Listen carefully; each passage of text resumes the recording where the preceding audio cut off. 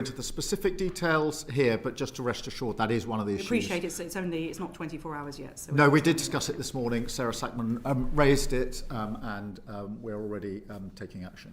Thank you. And speaking from a borough which has also got a large Jewish community, I think that will be much. I should emphasise that, of course, this is in that constituency, but right across the country, there will be concern, and that's reflected in the discussions we had this morning. Thank you for that, Prime Minister. And as you say, there's big things happening in the world, and the Iran war and its economic impacts are obviously of crucial importance. So I'm going to ask Liam Byrne MP to kick off. Thank you, Chair. Thank you very much for that statement, Prime Minister. I know you're chairing COBRA on the war in Iran later this afternoon. Things are moving very quickly and the fog of war remains thick. But what is your central planning scenario for how this conflict ends, and what's your view about the timeframes? Well, my very strong view is we need to de-escalate and bring an end to this conflict as swiftly as possible. And we've been working with a number of countries in that regard. And to that end, I welcome the talks reported between the US and Iran. And to be clear with the committee, we, the UK, were aware that was happening.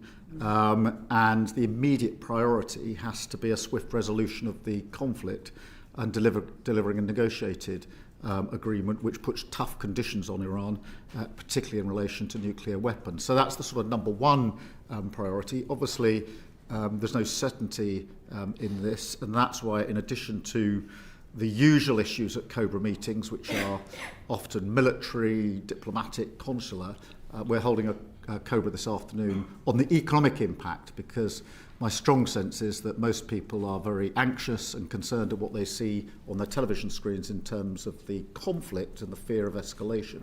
But they're also very concerned about the impact it might have on them and their families, and that's what we will be absolutely focusing on this afternoon. President Trump is obviously talking about days and weeks for this conflict to end. The markets are obviously pricing now for a disruption that lasts for some months. I know you've got to be very careful about not triggering panic buying of anything, but I mean, do you think that households and businesses in our country should be planning for a disruption that actually lasts for months, or do you think that actually this can be concluded in days and weeks, as President Trump seems to suggest? Hard to answer that question, if I'm honest about it. I think all of our focus and energy has to be in the swift de-escalation, but we've got to plan on the basis that it could go on for some time, and that's the way in which we'll plan this afternoon. And since the conflict started, I've been really clear with the team that we mustn't fall in to the sort of false comfort of thinking that there will necessarily be a quick and early end to this. We have to plan on the basis there may not be. In terms of energy has been where a huge amount of focus has been. On energy supplies, I can reassure the committee that we haven't any meaningful concerns about energy supplies. Obviously, the price fluctuates daily. For household energy bills, it is important for me to reiterate that they will be cut because of the measures we took in the budget last year and then held until the end of June.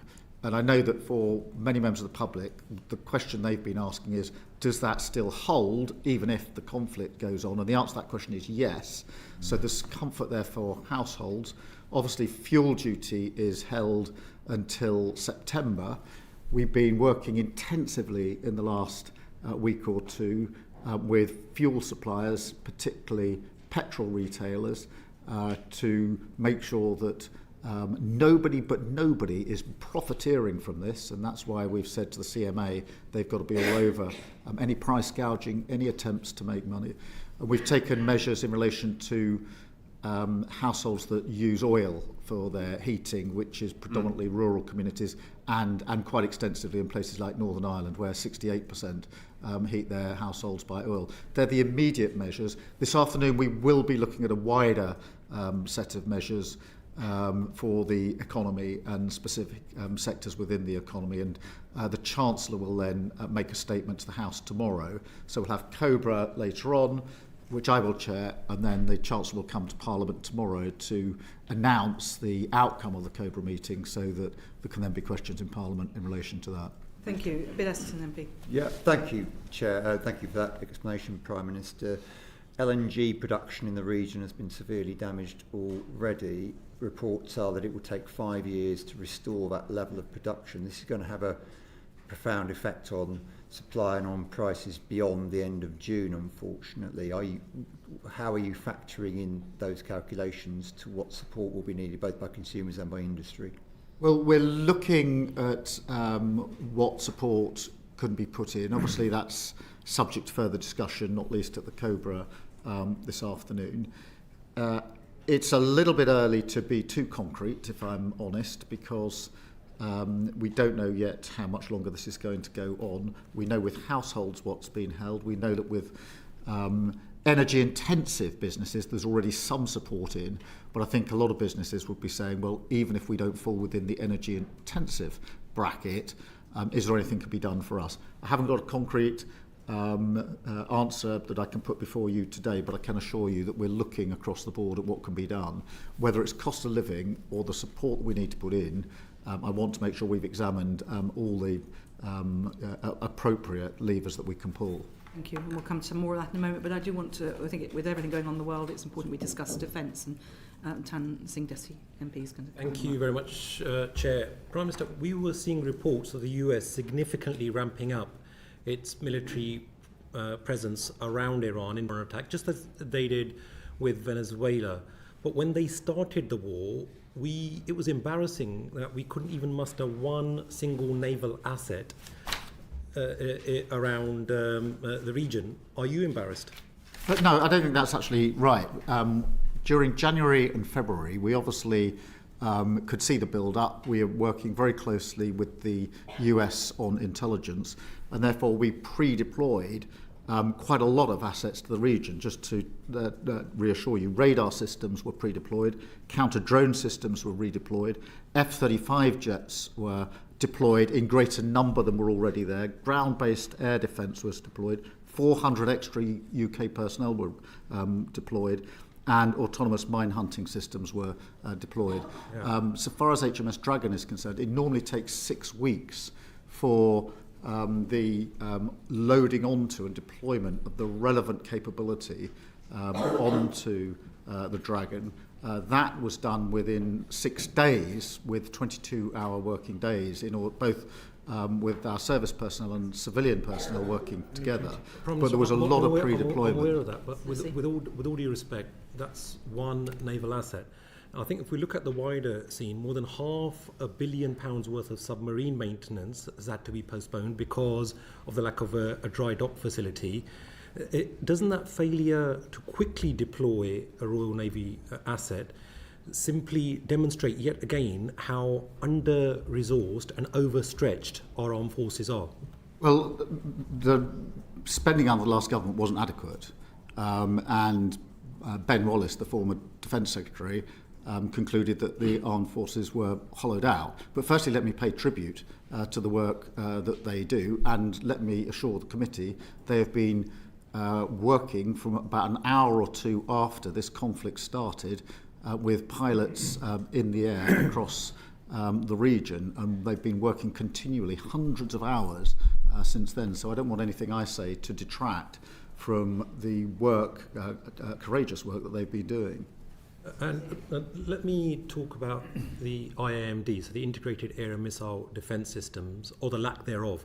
We saw Iran launch a plethora of missiles and drones, including thousands of miles away towards the UK-US military base in Diego Garcia. If Iran or another adversary, such as Russia, were to launch ballistic missiles towards the UK, how would we defend ourselves? Well, as you will appreciate, we keep this under constant review, and I can assure the committee of the assessments that we carry out on a constant basis. The 2 missiles didn't reach Diego Garcia, but we're continually monitoring this. On the question of integrated air defence systems, this is hugely important. And just in relation to our Gulf partners, to update the committee, we've embedded the UK airspace. We're working with industry to distribute air defence missiles to Gulf partners. We're deploying short-range air defence systems to Bahrain weekend. It's good And we're what doing the same with it's Kuwait good. and Saudi Arabia. It's good what we're doing with allies, but I think the British public will rightly be concerned about our own safety, because forget a golden dome or a platinum dome or any other dome, we have not made any. Will be concerned about the ability of Russia or another adversary to launch ballistic missiles, and we have no way of defending ourselves. Yeah, and look, we constantly assess this, and we don't want to raise levels of public anxiety. They're anxious about what they're already seeing on their television screens. They're anxious about the impact it will have on them, particularly economically, in their households. And I don't want to raise their levels of anxiety. Are working literally 24/7 to keep us safe and doing a very good job We all in pay that tribute regard. to their bravery. Prime Minister, when finally is the fabled defence investment plan going to be published? Have you got a date for us? Well, we're working hard to finalise it. I know from the work that has ever been undertaken, so it's a huge amount of work. We're finalising it. We've absolutely got to get it right, and I want to ensure that anything relevant from this conflict is included within it, but we're finalising it. I can't give you a date, but I can tell you we're finalising it. Let me finally go on to defence spending then, if I may. I was at the Munich Security Conference last month when you intimated that you recognise the currency of the day, but there's a huge difference between rhetoric and reality. So will you chart out a path to reaching 3% of GDP spend on defence in this parliament in order that we can get to the 3.5% agreed NATO target? That you can Yes, so obviously we've already committed to 2.5% in 2027, and we'll hit that. That means that in this Parliament we'll spend £270 billion more than we would otherwise have done on defence. We have made that commitment to 3% 2035, which is made up in the way that was agreed at the NATO summit. That means what I said at the Munich conference is that clearly we're going to have to go further and faster, and obviously I'll set out what I mean by that in due course. One of the things you can do, Prime Minister, is to give indication of future orders, even if they're not that funded at this point. Is that something that you're considering? Yeah, can I just address that both in relation to the DIP process and any nothing we're doing now in considering the DIP is interfering with ongoing orders, and you'll have seen the Leonardo order go through 2 or 3 weekends ago, which was a very important order. Patricia Ferguson, partly on this issue. Thank you, Chair. Thank you, Prime Minister. Last week we heard reports that Type 83 frigate programme could be delayed to plug gaps in the defence budget. Do you recognise that such delays could hamper momentum which has been building in the shipbuilding industry? That's why I'm insisting that there shouldn't be any delays in the order. It's really important that those orders continue in the way that is expected. Shipbuilding is obviously hugely important. A few months ago, which will provide, at least a decade's worth of work in Scotland. It also ensures that there's interoperability between our frigates and Norway frigates. To Clydesdale, as you know, to see the workforce there, to thank them, and also to allow them to see that for them and the next generation there's more work in the shipyards for them. Moving away from BAE, which is partly in my constituency, and looking at Babcock's at Royal Danish Navy for Type 31 frigates. Can you tell us how close you think we might be to securing that deal? And at a time when the Royal Navy is very stretched, how do we ensure that we get the right balance between exporting frigates and retaining them for domestic use? Yes, for Babcock, firstly, Babcock's Rosyth shipyard. On the Danish deal, if you'll forgive me, I won't go into huge detail other than to say we're working very hard on it at all levels, including at leader level. I very much hope that we can make progress. It will be on the same strategic basis as Norway and actually typhoons that we did a deal with Turkey on, which is this question not just of the orders, but how we... I'm very happy to update you privately with further information about the Danish proposal. And how do enough for our own use going forward? We need both, and we need to get that right. But I can't stress enough the interoperability. The fact that Norway and us will have the same capability. Surface Melt going to work on our frigates is a really big step forward. We've all said Europe needs to step up and do more. I absolutely subscribe to that. I've argued with my at leader level with our European and coordination. And what I mean by that is having capability. If we've learnt one thing from Ukraine, it's that by having different capabilities over the years, when we've then tried to work that together for the benefit of Ukraine, it's been more at the same time. Thank you. And the Scottish Affairs Committee visited Fastlane in autumn 2020. The scale of investment needed to maintain that base's operational readiness. What investment is being made to ensure that Fastlane and Lossiemouth bases can continue to maintain NATO's defence posture?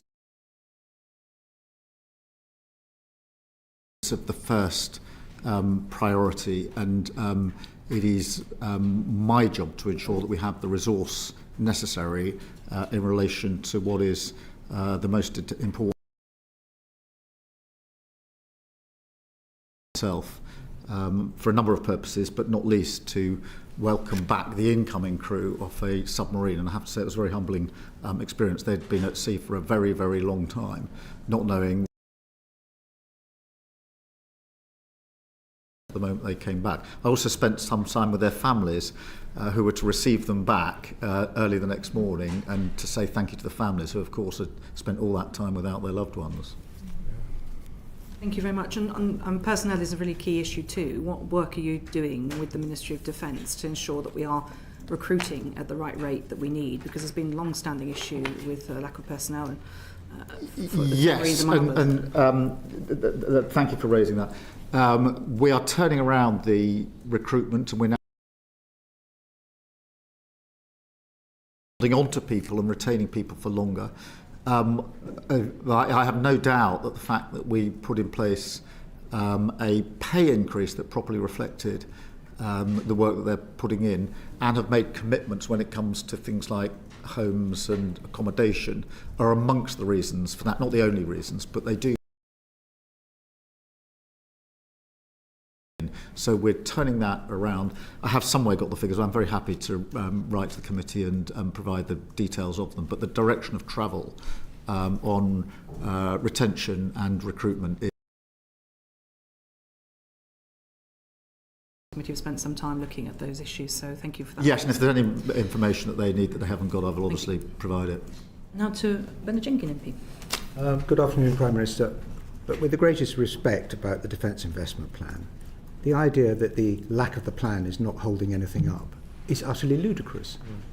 Industry is crying out for certainty that it will bring, and the longer it's a 10-year plan without the Treasury making the necessary commitments for the next 10 years for the necessary levels of spending. They won't do that. The Chancellor says it's not on her desk, which means she said no, and she sent it back to the Ministry of Defence. How are you going to resolve this? Well, it's my job to resolve it. What I want to do is to make sure that the investment we need is going in and that it's sustained over a 10-year period in accordance with the strategic review. And I want to get that right. What I without being absolutely clear where the money is coming from. Now, of course, we need to take the time to get that right. Of course, it's not easy. There was a now now accepts that the last government didn't invest anything like enough in our defence, and we're picking that up and turning it around. But I'm not going to be funded. We're finalising that. We're nearly there. It's my job to resolve it, and resolve it I will. Well, you clearly haven't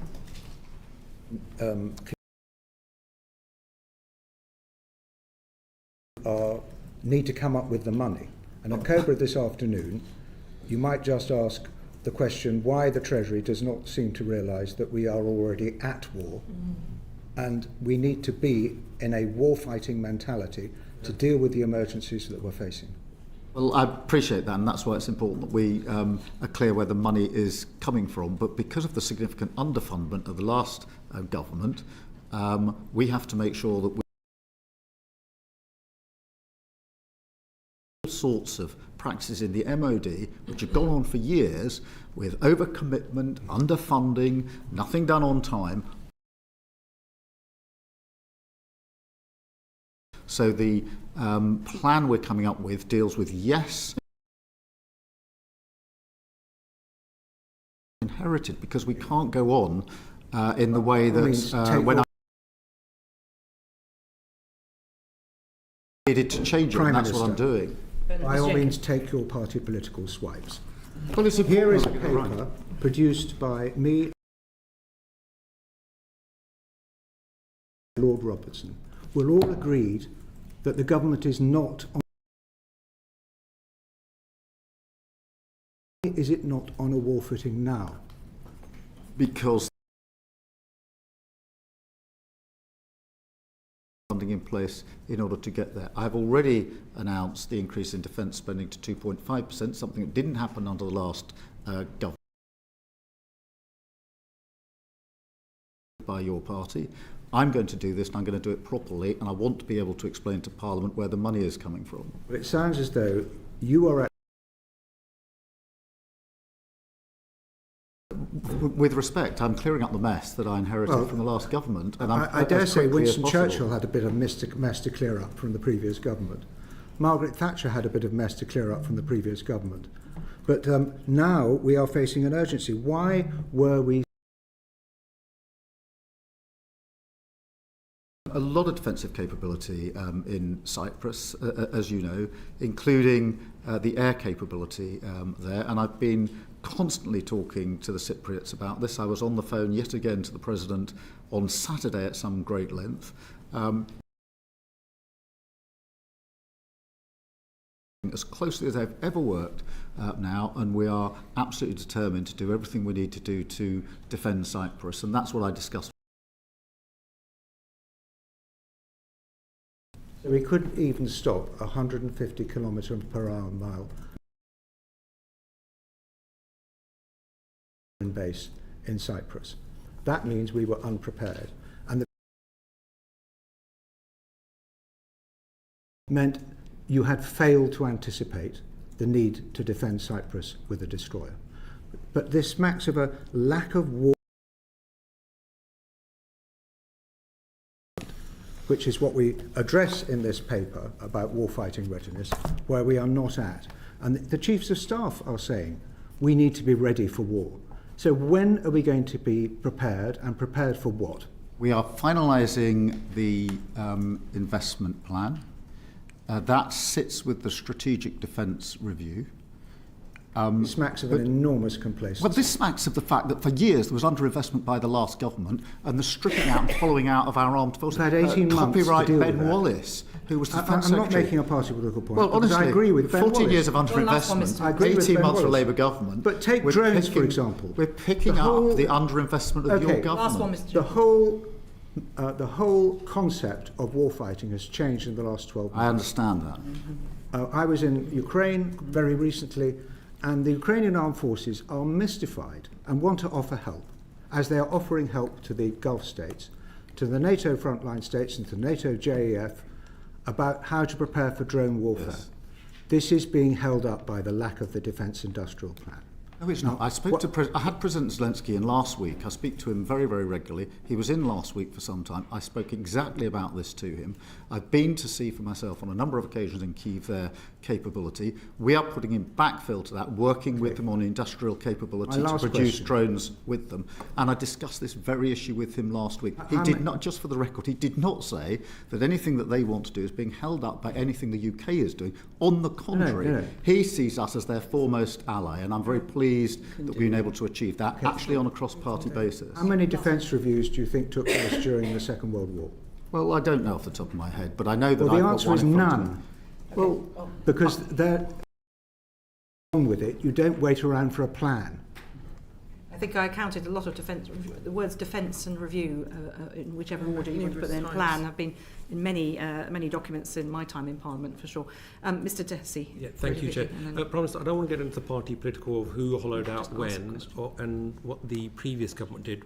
Given the urgency of the situation, what I'm interested in is what is this government doing in the here and now to produce that defence investment plan. You will recall that during the last meeting of the Liaison Committee, you said that it would be coming very, very soon. It was promised by the autumn of last year.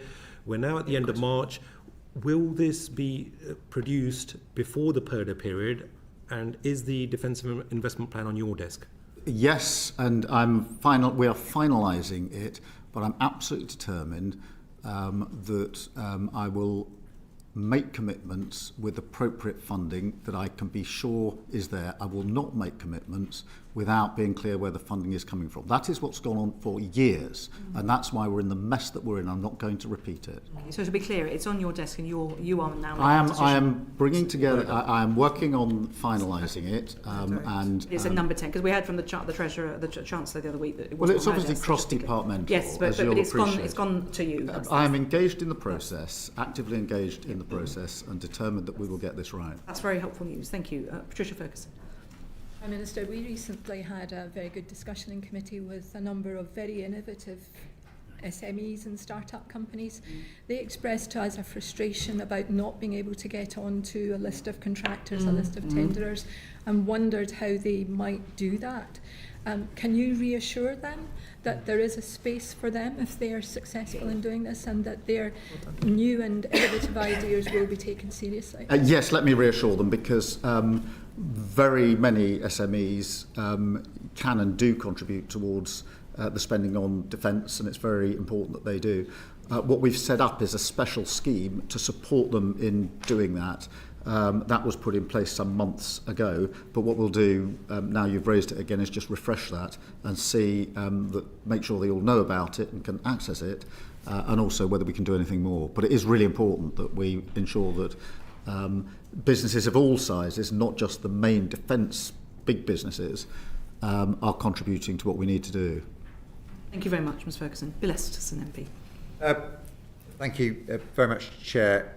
Your cost of living champion, Richard Walker, wrote in the Sunday Times yesterday that there should be a short-term intervention by the government to prevent profiteering in the short term from surging oil and fuel prices. Are you going to follow his advice? I've just seen him to say we need to discuss those proposals, urgent measures to deal with profiteering. I've already asked the CMA to look at this. I think we might look at what further teeth we can give the CMA to deal with this. I think there isn't enough regulation in this area.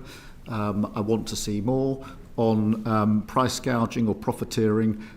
We absolutely need to bear down on it, and so we're actively considering whether the CMA should have additional powers to deal specifically with that. But at the moment, we're making sure they're focused on anti-profiteering steps that they can take now. One of the reasons for asking the question, it costs £40 billion to support energy bills in 2022. Preventing excess profiteering might be one way of supporting consumers. And are you considering targeted support this time rather than the universal offer, given just how expensive it was last time? Well, again, we're looking this afternoon at the approach we might take. I'm acutely aware of how much it cost last time round, and I'm acutely aware of the state of the public finances. But we will look this afternoon at what the appropriate approach is. There are difficulties in that we don't yet know the extent of the challenge we're facing, because we don't know when this conflict is going to come to an end. But we're actively looking at what measures we can put in place. Yeah, well, that of course is true, but we've got a pretty fair. I mean, you said earlier a couple of times that you don't want to alarm people, but people can see the prices going up now at the pumps. They can see it if they're on heating oil. People want answers now, Prime Minister. Yeah, we are looking at what support we can put in, and as soon as we're able to answer the question what exactly that looks like, we will make it clear. Obviously, we're looking at, in the first instance, at what happens when the current price cap ends, which is the end of June.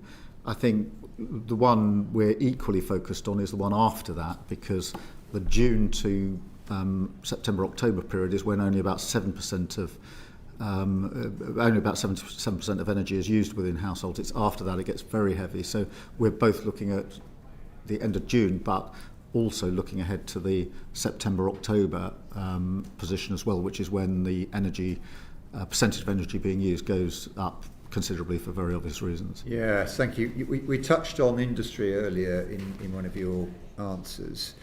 The Chemicals Industry Association wrote to you on the 3rd of March, and they pointed out that chemical production in the UK is down 40% between 2021 and 2024, and this has a lot to do with the crisis of that time. It's crucial to all sectors of the economy, including to our defence industries. Will you take a look at what the chemicals industry is asking, because at the moment they're not part of some of what the government is proposing to support our heavy industry? Yes, we're prepared to look across the board, but I don't want to give the impression to the committee that we can simply put in any support to any sector to the extent that every sector will necessarily want. That's why we need to look carefully at what is possible. But we'll obviously look at the chemical sector for the reasons you've set out. Yes, and turning to energy infrastructure, now you have plans, there's been decisions on nuclear, but if we go back as a lesson, France's response to some of the oil price shocks of the 70s and beyond was to invest in nuclear. At the time, the UK didn't follow that path. We now have Sizewell C, we have the SMR programme. These are big steps forward. Can you commit, but what the industry is asking for is a commitment to a fleet approach to a long-term supply chain of production. Can you make that commitment to give that certainty, given just how important nuclear is going to be? Yes, I think it's really important, and so let me give that certainty.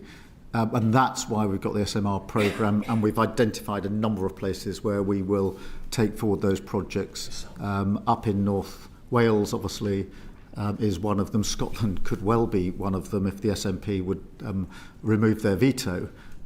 We could have that in Scotland as well, and would actively consider it. But it is part of the future. The other thing that's very important is that if you look at the Ukraine conflict, you look at the 12-day war, you look at what's happening in Iran now, I am absolutely convinced that we need to go further and faster on renewables. The longer we are on the fossil fuel international market, the more we are susceptible to the changes in energy prices, rapid changes, which you've seen in the last few weeks. The sooner we get onto homegrown renewables where we have control over the price and proper energy security, the better. And that is obviously one of our major missions in government. It's the right thing to do. And recent weeks have shown that rather than slowing down, we should go faster. Yes, and for consumers to be able to take advantage of it, it's going to be really important. This is what my committee hears again and again and again, that the price of electricity is brought down so people can afford to make that change. At the moment, electricity is more than 4 times the price of gas. It makes it very difficult to make that switch. Will you take the action needed to close that gap between the electricity and gas price? Yeah, I've been looking. Understand we need to bring the price of electricity down, and we will. But we will do it. The fact that we've got more renewables now than we had at the outbreak of the Ukraine war has helped us a bit in go further and faster on renewables and actually get control of our own energy. A conflict, the same thing happens, which is prices go up, we can't control that, and households and businesses are then at the mercy of renewables more quickly. Thank you. And one of the challenges of more use of electricity is the state of the grid, which is a plans there are, because that's a very long-term programme to change. Yeah, no, you're absolutely right. When I came into politics in 2015, I never thought I'd spend so much of my time talking about the grid. For years. We are making real progress now. We've got a new the entire infrastructure, but also how you can do. We are working at speed on that, and I'm very happy to write to the committee setting out this too. Thank you. And I think certainly some of the local stuff that's going on has been very helpful to people where that works. There are still some structural issues, but I'll leave. Good afternoon, Prime Minister. Apropos of what you've just been talking about, Prime Minister, we know that out in the North Sea we have the Rosebank Jack. They're massive and they're strategic, they're hugely important to this country. So can I suggest to you, Prime Minister, that we can achieve net zero simultaneously, particularly in view of the international situation and particularly in view of what you said, Prime Minister, about being in control of our own energy. Oil and gas will be part of the mix for many years to come, and it's really important that we're clear about that and that we support the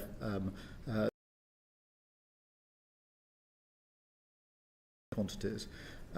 We, in November last year, introduced the tiebacks, which is the opportunity to and we're working at speed on that. In relation to Jackdaw and Rosebank, obviously there's a statutory process, and that is the process that is being operated and has to be operated. You know, that's a quasi-judicial decision for the Secretary of State to make, not a government decision to make. Time to come. I would just add to this, though, that that doesn't get us off the international market is renewables, but it's got to be a mix, and as we go forward. But Prime Minister, Rosebank remains in the oil and gas sector. There are thousands of people out there who are we with them? Yes, absolutely. Firstly, we say thank you to them for the work they have done over decades. For many years to come to provide the energy that we need. But we do need, alongside that, to make sure that we're doing the work on oil and gas sector to renewables, and we should make that link.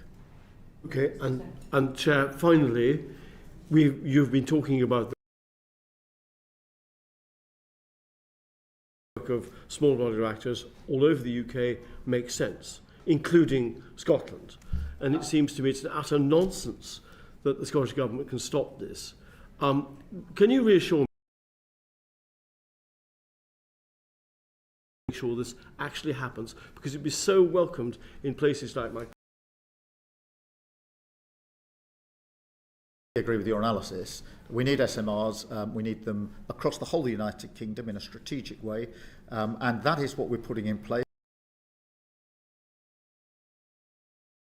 of the SNP government that is stopping us going because it makes complete sense to have an SMR. If it wasn't for the SNP blocking it, And if I'm urging them, because there is a huge amount of defence work, good skilled defence work by the SNP, who, for ideological reasons, both on SMRs and on defence, are not taking action. Thank you very much, Prime Minister. Bernard Jenkins MP. Why doesn't the government do what Professor Dieter Helm recommends, which is to issue North Sea licence that the gas is brought ashore, maybe against a contract for difference, but a different price than we would buy on the world stage? That's perfectly possible, but the government seems to have an ideological bias against. Well, then why not get on with it? No, Well, the decisions have to be made in accordance with the law, and the law sets out An emergency the process. now. Okay. Framework in place, which has to be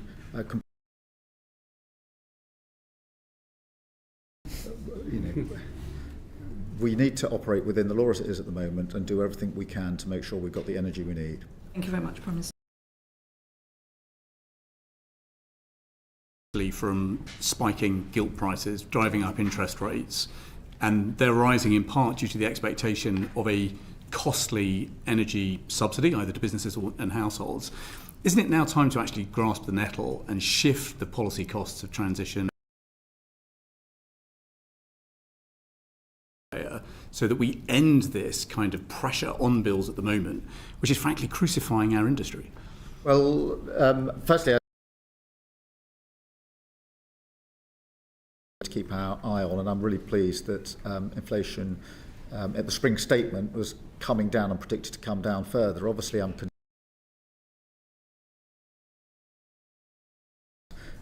as to where exactly the cost is put, whether it's put on bills or on the taxpayer, that's been a lively discussion for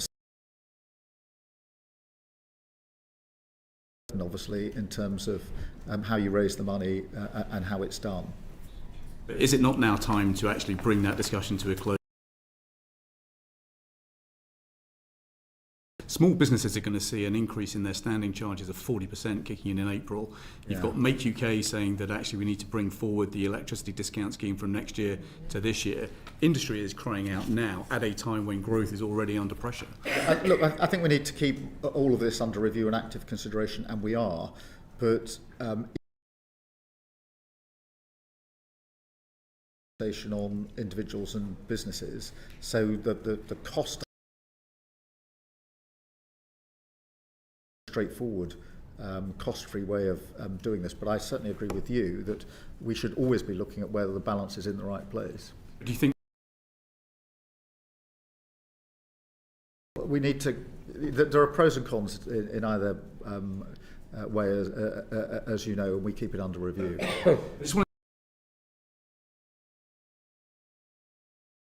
Right now, do you think that the government is being clear enough with business that needs to invest long term about the kind of sovereign capabilities we need in this country in these new times?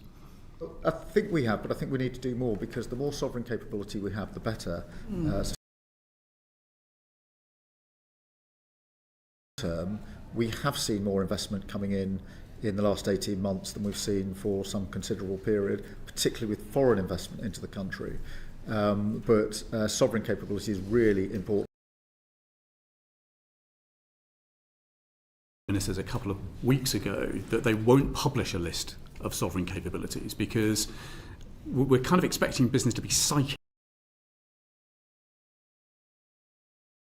And crucially, what we're going to safeguard against investment from China. Yes, I mean, I'll have a look at what strategy which focuses on 8 sectors. Just to give you an example of the kind of confusion that bedevils us at the moment, just as recently as last year, as a sovereign capability, we all came back here on a Saturday to put through the Steel Special Measures Bill. We spent £400 million keeping blast furnaces open. When the steel strategy came out, it said actually there is no long-term guarantee. A little bit confused now, And where there is confusion, they're not going to invest in the way that we need to over the medium to long term. No, it is important that we can produce steel in the way that we need it in this country, and as you know, that was one of the reasons we recalled Parliament. Not just because of the jobs in Scunthorpe, but of course because of the jobs in Scunthorpe, because the strengthen the security of our defence industrial base is by coordinating our defence policy more generally. You've got a summit coming up with President von der Leyen. Is rejoining SAFE or certainly be on the agenda. I think what we next stage of SAFE, or the next iteration of SAFE, and I think it was disappointing that we weren't involved.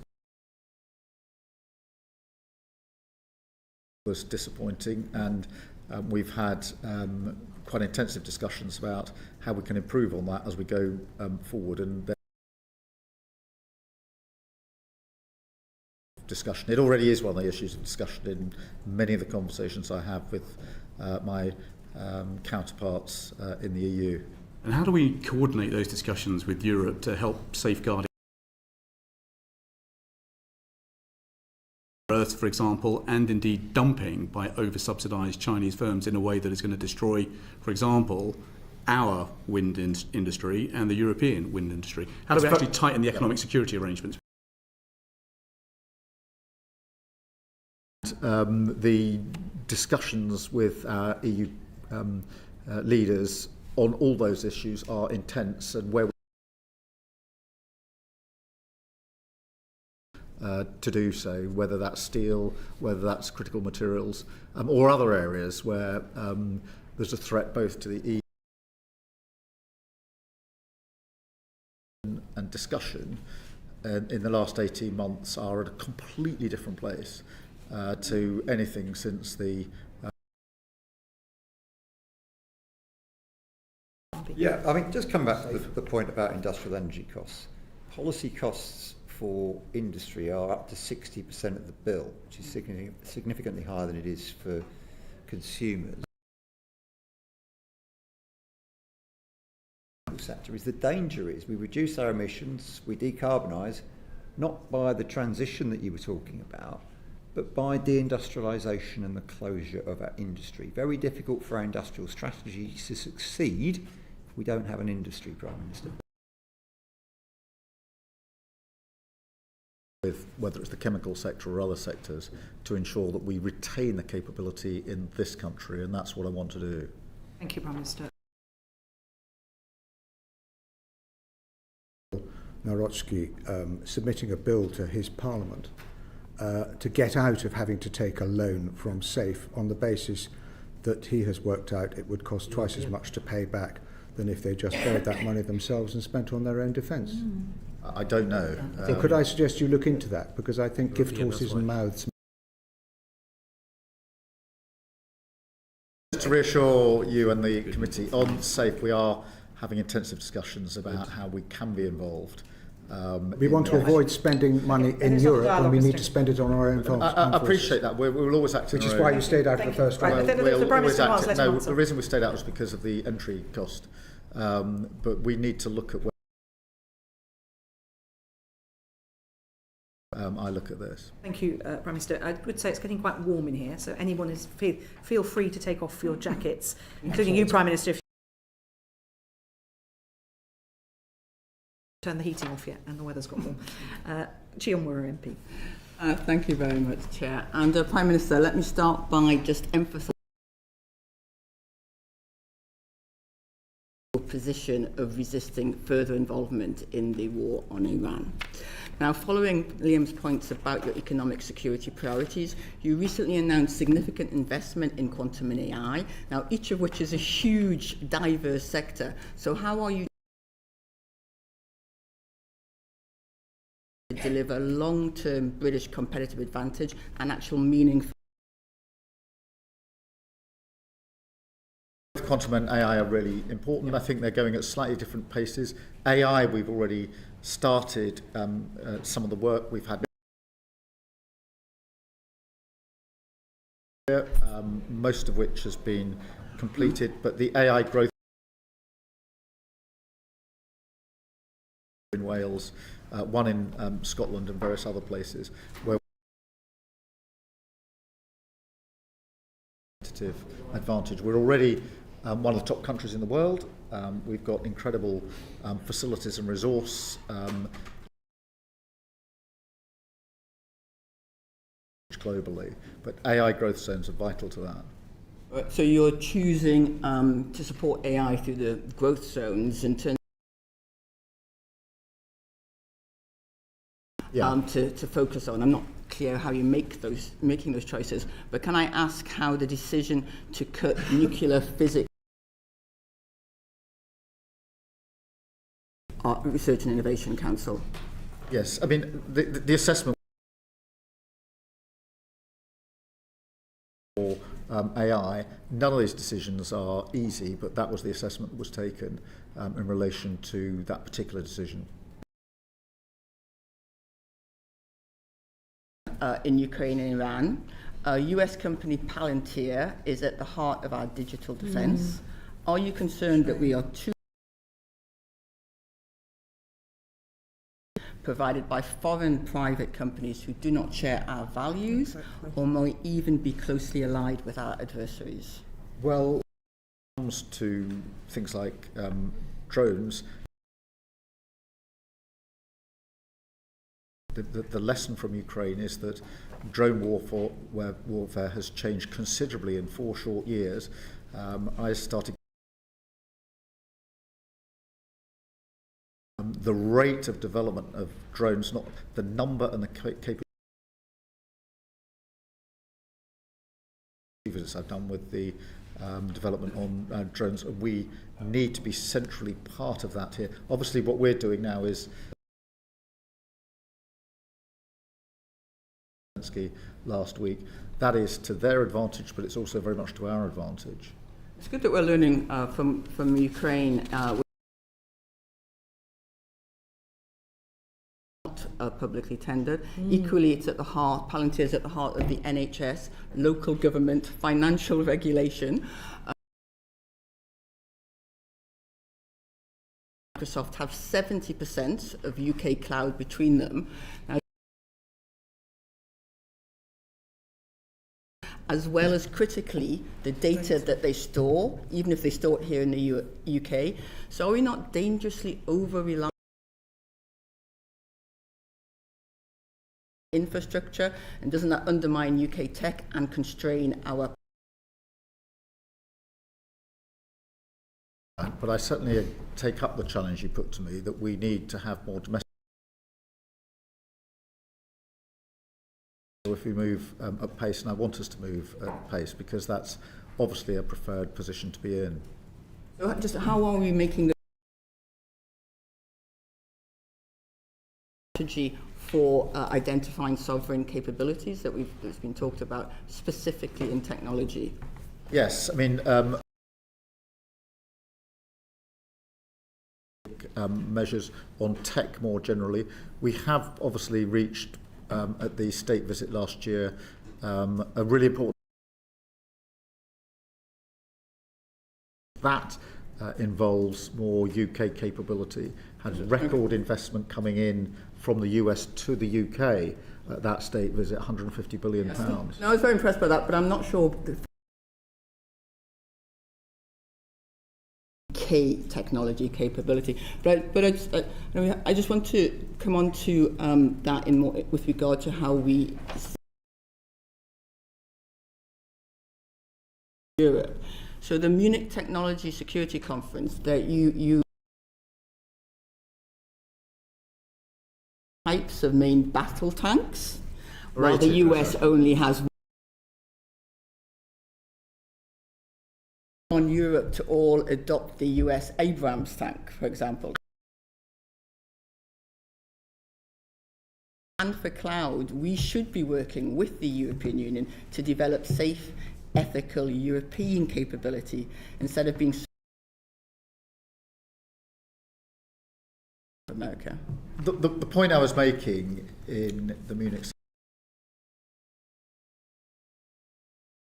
of different capability in Europe, lots of different tanks, frigates. It doesn't matter what you pick. The Americans tend to have gone for one on security and defence, and of course that does include technology these days. That's part of it. That we should So I certainly agree with that, and that's what than they've been in the past. Same needs to happen in other capabilities, but defence and security is not just, you know, frigates, aircraft.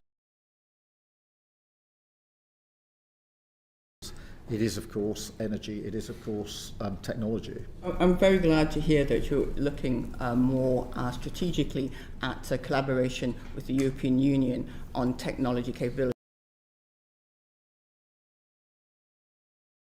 Marching next to you, I'll get against Brexit. But I think we also recognise the public anger towards the European our sovereignty, or part of our sovereignty to European Union. Are you concerned sovereignty to US tech giants? Well, I don't want to reopen old wounds. No, I don't want you to. But it's, the Brexit. And I respect the vote that we, the outcome of the vote. But I in the way we did under the last government, which is not to have a particularly good deal with the EU, not to coordinate when it's in our interest to do so. And that's why we reset the relationship at the UK-EU summit last year. When it comes to defence and security, obviously we've had a decades-long relationship with the US when it comes to defence and security and intelligence. That is hugely important for our country and shouldn't be underestimated. And I still firmly believe that relationship with the EU and that the constant demands on me to choose one or the other are wrong when it comes to defence, security and intelligence. For 80 plus years, and we hold that very closely and very dear. Thank you very much, Prime Minister. It's unfortunate but inevitable that big international crises like that. So we do want to spend a moment talking about some of the other issues around the world, and I'm going to ask Debbie Abrahams MP to lead off. Thank you. Good afternoon, Prime Minister. Good afternoon. With international law and the rules-based system. I believe he's going to be making another speech on this this afternoon. But on this, we know, for example, from UN human rights experts, there has been a condemnation of the unprovoked military Article 2 of the UN Charter, notwithstanding that we know that Iran is a corrupt and oppressive regime. So I wonder if you could expand on the response you gave to Liam Byrne. Is to resolve and de-escalate this crisis. And if you could give us a particular nuance on the leadership that you around Ukraine, and it would be really useful for us to understand your leadership in this as well. Yeah, well, thank you. Just applied throughout is that for any UK action, there must be a lawful basis and the original offensive strikes. It is why we did take defensive action collectively to the work that we're doing with our allies in the region, taking missiles out that are coming from Iran. It's also defence, but that's an important divide. So collective self-defence, yes, and we've taken appropriate action, but war. So that's the divide that I've kept very firmly in place. On Ukraine, obviously, there's been a cross-party consensus on supporting Ukraine for, sadly, 4+ years now. Is Russia. This Ukraine conflict could end tomorrow if the aggressor stopped the aggression. We mustn't lose sight of the coalition of the willing under the leadership of myself and President Macron, with Chancellor Merz now playing an increasingly important part, and that is a coalition of countries in the event of a ceasefire in Ukraine. So that's the sort of principled approach that I've taken to the Iran conflict and to the Ukraine. The potential to de-escalate the current conflict could be in the current conflict on how we de-escalate. There are a number of aspects to that. Specifically on the Straits of Hormuz, we managed to get a day of the so-called E4 countries, plus at the time Japan, Canada, Australia. Other countries have now joined that, so that's it's becoming a bigger group of countries are concerned, which is hugely important for our economy. More generally, we do need to de-escalate, and that's why I welcome the development on talks and indicate that we were aware that that was happening, and we are working with others to see how escalation. It's very important that we get to that. Thank Ms. you. Abrahams. So the Attorney General has also said about, in terms of the UN, that it is a beacon of hope in terms of maintaining our rules-based system. But for millions of Palestinians, UNRWA is their beacon of hope, helping to keep them alive. The outgoing that a UN entity has been allowed to be crushed as UNRWA has in violation of international law with total impunity, and with staff and Palestinian communities paying an unacceptable. International law is being upheld. NGOs can continue to provide humanitarian aid. As I think the rules-based system is really important, and when we call out Russia as the aggressor in Ukraine, we are doing so the rules of the rules-based system. So anybody who says, as set out in the Charter, I think it's important the UK does continue to play a leading role in this, in answer to your question about what we can do.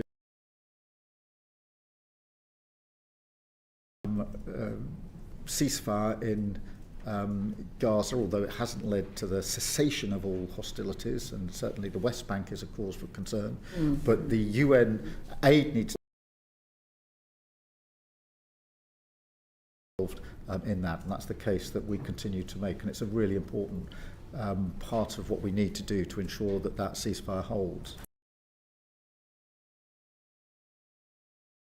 His advisory opinion in July 2024 ruled that Israel's continued presence in the occupied Palestinian territories of all new settlements. Last month, the French joined 9 other European states, as well as many Arab nations, to condemn the sweeping extensions to unlawful Israeli settlements. We know that as much as we recognise Palestinian last September, the viability of a Palestinian state is seriously. We have failed to do anything about.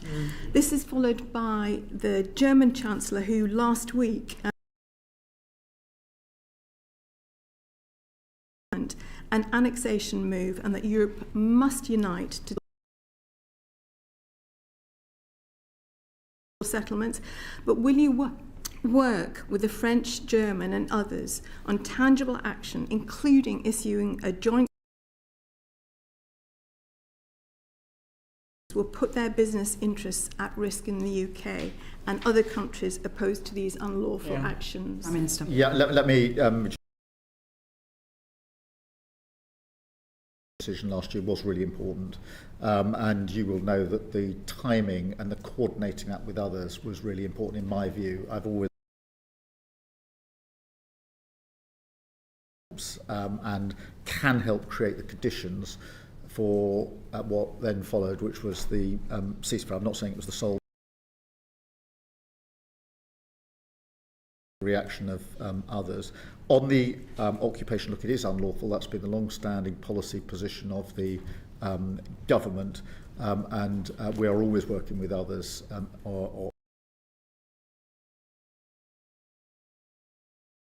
But there are, in December, we had the deregistration of 37 international humanitarian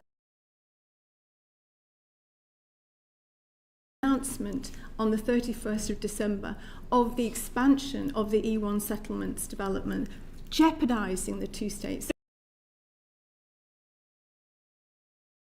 Of peace has morphed from what the UN Security Council agreed to. Minister. Well, look, I mean, I say again, the occupation is unlawful, and any expansion of it necessarily.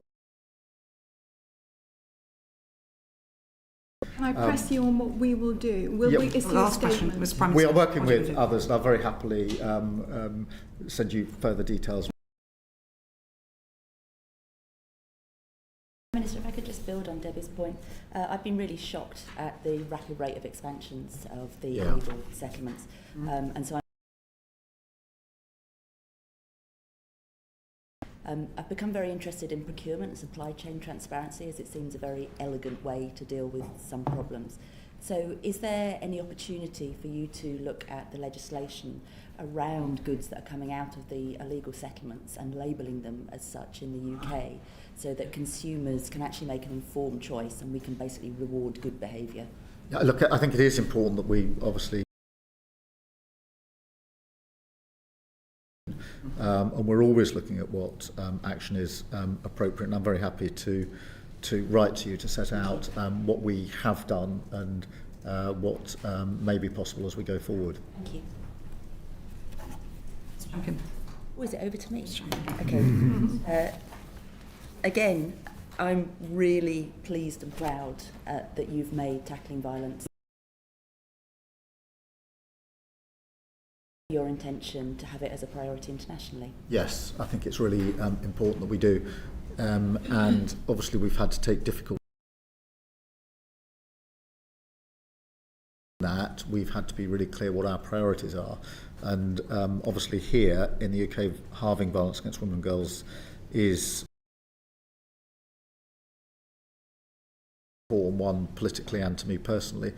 That also has to be a priority when it comes to what we're doing internationally, and of course there's always a correlation between the two. Back against the, well, if I call it the challenge of anti-gender movement, the back anti-abortion, anti-maternal health. Important that we stand up for our principles, and on violence against women and girls, I think it's hugely important that we continue. I mean, we're a long way need to be, and we need to bear down on it all of the time. I'm still shocked by the statistics in this country, the sheer number of women that are the shocking number of women and girls who don't feel they've got the confidence to come forward to report what's happened as it is, to give them the justice they need, and also internationally what we need to do with other partners. Champion. I'm thinking, for example, the US has state agencies as well as charities that are working with sexual and reproductive health rights, so it's sort of challenging that when you're at the table with those people. Lizzie, what were previously described by FCDO as essential to counter the rise of violence and extremism are now being cut. The Integrated Security Fund is a cross-government pot of money.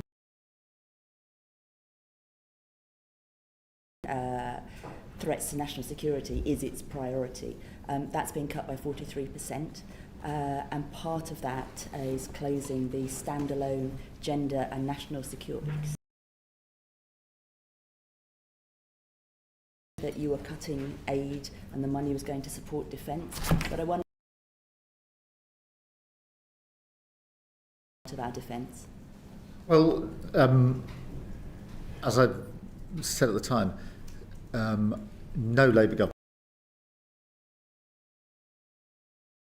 will pay for the increase in defence spending to 2.7%. I view foreign aid as our sort of early I do absolutely understand that and respect that. I think it has on the question of overseas development, and I think there is a shift. I think that with other countries, they want to see the relationship reasonably good models. I think we need to go further and faster on those and work them up at pace. But I do think that in addition to saying we want to get back to more spend on overseas development when we can, we should priority to get back to more spend. Yes, when resources permit. But I don't want to waste the years or however long in between, because I do think that we can get. You saw examples that at COP, for example, some of the work that Prince William is doing is championing that way of getting investment in, and that then can come alongside any increase in overseas development aid if and when we can afford it.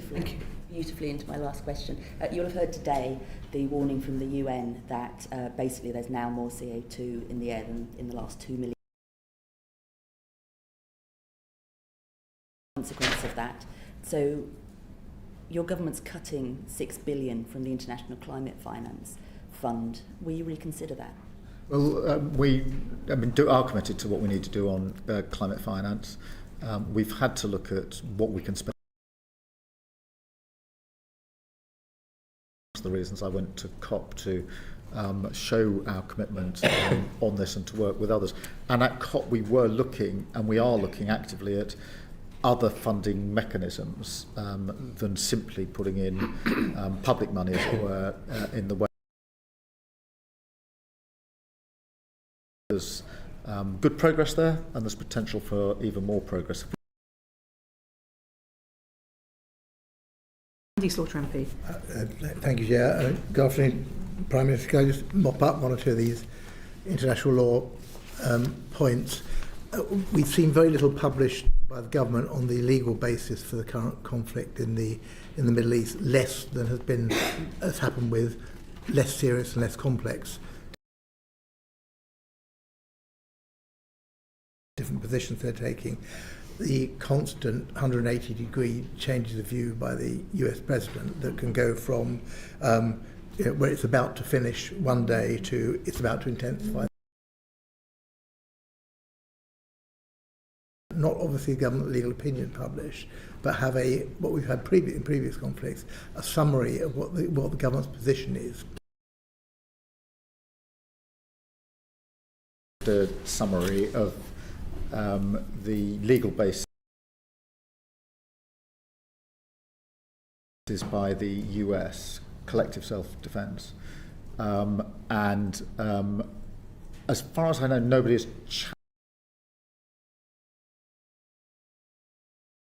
and I think I'm right in saying, but I'll be correct if I'm not, that the summary mirrors very much what the previous government did when they were taking action, because I look at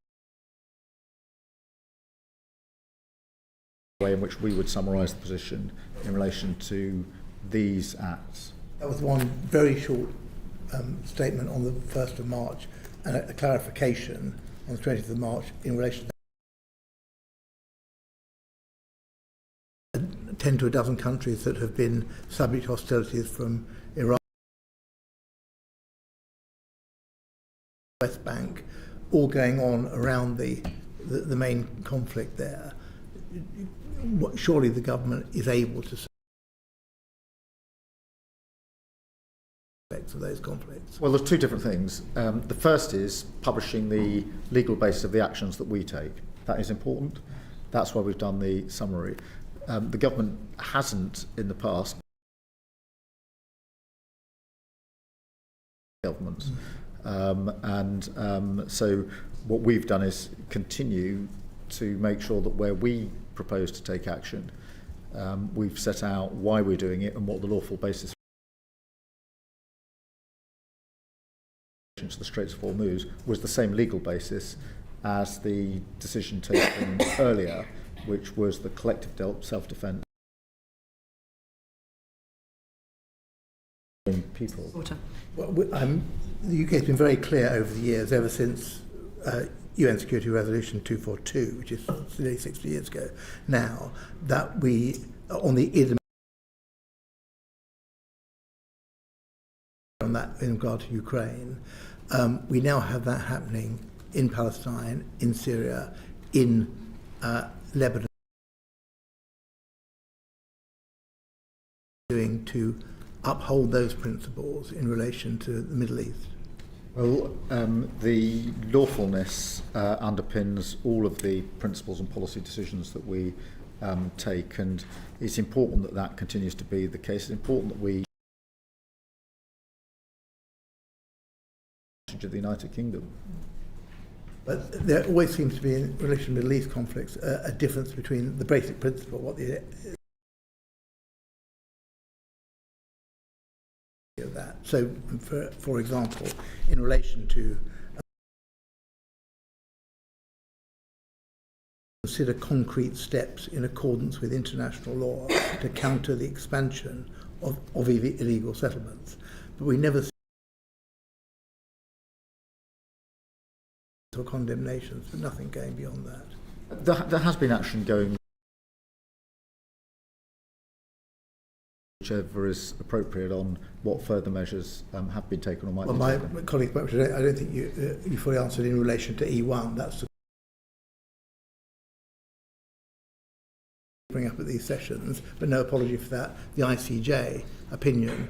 If the government isn't going to respond to that after almost 2 years, could just put us out of our misery and say that? Well, look, it is under consideration, and that remains the position. Thank you, Mr. Slaughter. I think the last question is, given there are many violations of international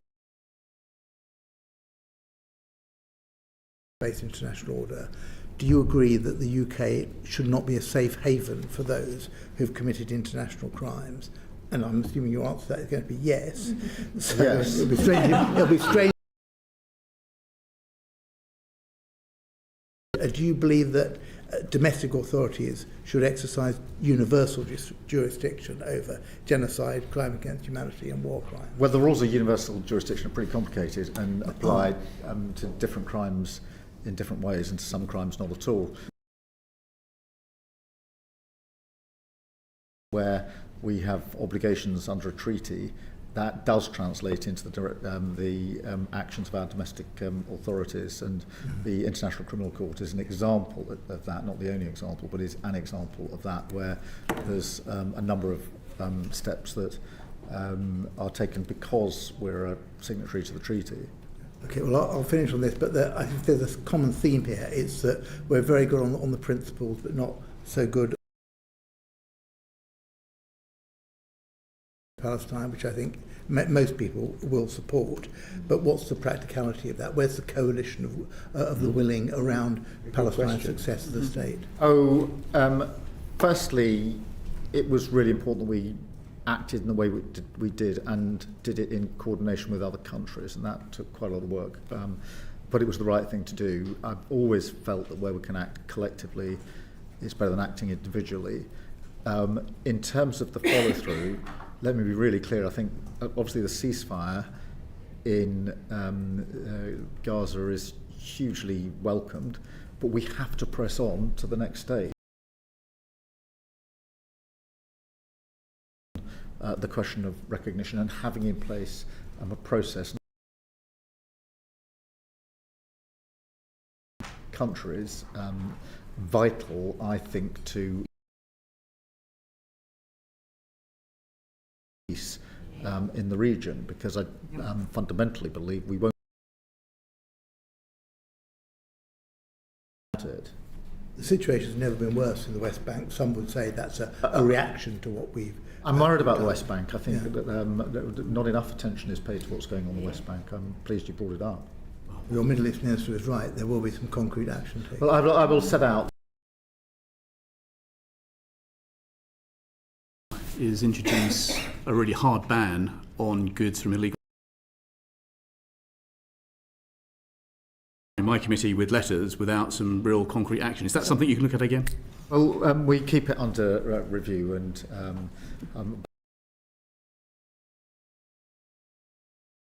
I think if the departments could respond to letters from select committees with a proper detail, that would be a good start. Well, Save you I've got a cabinet meeting. Up on a point in response to Mr. Slaughter, you were talking about the legal basis for action in Iran, and you were very clear in the original position. Forces that are in effect keeping the Strait of Hormuz closed. Can you just be clear which states under international law are being defended? Outlining. Well, it's predominantly our allies in the region, and the legal basis is the same. Which particular states? Well, not just allowing US bases to be used to defend, of our bases to be used, but also we've got our own capability and assets in the sky there. But the legal, I mean, if you step back from this, we had already said, and in fact our people who are in the region, we will allow. I think we're very clear about to strike Iran's capability to send missiles essentially to land, to infrastructure, hotels in the region, and because the illogicality of strikes that hit hotels and then you've got vessels in the water framework, exactly the same legal framework. So actually that was an extension of the original. The set of targets that we've authorised the basis to be used for has changed accordingly, but the legal basis is precisely the same as the original legal basis, and the logic actually is precisely the same. Very briefly, I very much welcome your commitment to sovereign UK industrial capability, particularly in defence. But when it comes to UK participation in defence programmes in the EU under SAFE, what assurances can you give that we will retain all our intellectual property? And it's a very important consideration, and we will only do this on the basis that it's in our best interests to do so, with whatever guardrails or safeguards needed. Obliged to actually have them according to what's in our interest. About the international context, and there's another area in terms of foreign international interference in UK politics, a real big threat to democracy. Government announced the Rycroft review in December. Like the Strategic Defence Review, we don't have a date for when that review will conclude. Will you and the government be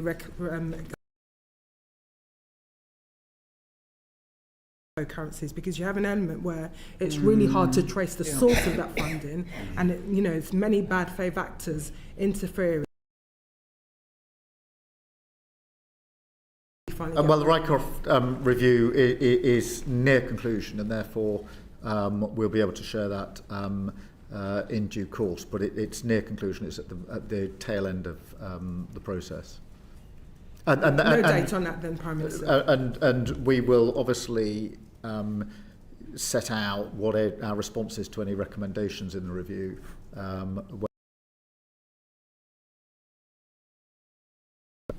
No, other than to say it's well advanced now.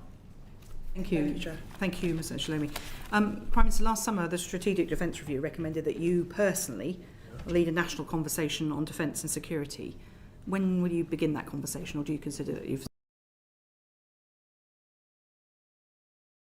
Number of elements to it, and it is a discussion that we need to have, because as we spend more on defence and security, the country needs to come with us on that journey. Businesses, small businesses, etc., need to be part of the story, and so I consider it started, but I'm urged quite rightly by others to take it to another level, and I do think we're going to have to do that. Do you think that the public understand the real trade-offs that will have to be made if there's more investment in defence? Just in the international sphere, let alone domestically? I think that's the point of having the conversation, because in the abstract, when you say to people, should we spend more on defence, the answer tends to be yes. When you then say, does that mean we should spend less on something else, it becomes a more nuanced answer. That's not just the public. Well, we're all here to argue for our areas. It's a conversation that needs to be had with the country, but it's a conversation that needs to start and be had here as well. In all seriousness, I mean, there are difficult challenges ahead, but certainly as we take these decisions, there needs to be a proper conversation about it. And I don't doubt your sincerity in wanting to have a conversation, but can you give us some precise examples of what that's actually going to mean? What does it mean to constituents in Hackney South and Shoreditch, in Slough, Vauxhall? Oh, already I think in constituencies where there are SMEs, and there are very many constituencies, those conversations are going on. One of the things I think we did before the summer break, but I'll absolutely double check this, is I asked spend or from the trade deals we've done to be identified in each constituency so those conversations could go on, and I urged all MPs to spend some of their Friday talking to businesses in their communities about the advantages that were there for them, and I know that some of them have begun those conversations, but I will find the appropriate the details were published some time ago. And with defence industries there'll be how you're planning to no, they will be harder to reach, but given the sheer number of SMEs that could take advantage, there's quite a lot of public in each constituency that are covered by people who work there, their family, their community, would be quite extensive, and it's a good place to start. We've obviously talked quite a lot about the international issue, about the domestic matters. As the world faces these challenges, and as you're dealing with President Trump, who does make some quite rude comments about the UK one day, and sometimes is supportive of the UK. You're dealing, seems like, different presidents on different days of the week. Have you got a message? Challenges of the world order and the challenge to the world order. Yes, I'm utterly focused on what's in the best interests of our country, and I'm unapologetic about that. And notwithstanding the pressure that comes from elsewhere, I will remain laser focused on what is in the British national interest. And a lot of what is said or done is undoubtedly said and done to put pressure on me. I have no doubt about that. I understand exactly what is going on, but I'm not going to be wavering on this. I'm the British Prime Minister, and my job is to be absolutely focused on what's in the British national interest. That has served me well in recent weeks, and that is the principle that I'll continue to adhere to as we go forward, taking difficult decisions, notwithstanding the pressure that comes from me from a number of different places. And finally, you've got a COBRA meeting, which you're talking about economic issues. Will you be discussing business support, some of which came up with various questions, Mr. Eston in particular? Yes, we will. Okay. Yeah, we'll be forward. Okay, thank you very much indeed, Prime Minister. Order.